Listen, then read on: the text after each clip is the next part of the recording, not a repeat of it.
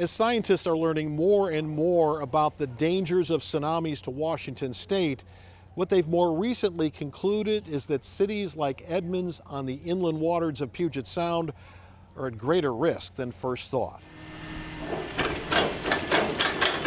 To mitigate that risk, the solution is a warning system, a tower complete with a siren on top that can alert people for at least a half mile in any direction. The Edmonds waterfront is on low-lying land. Fortunately, most people, like Larry Vogel, live on higher, safer ground.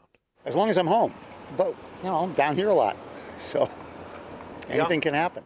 Mike Nelson is Edmonds' mayor. In something like this, where minutes make the difference, being able, and particularly when our geography is such that relatively quickly you can get to higher ground, having a siren that lets folks know that a tsunami is coming, it is a lifesaver. It's a game changer.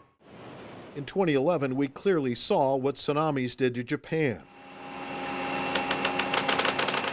Edmonds would not be on the front lines, but even a tsunami wave a few feet deep can act like a bulldozer.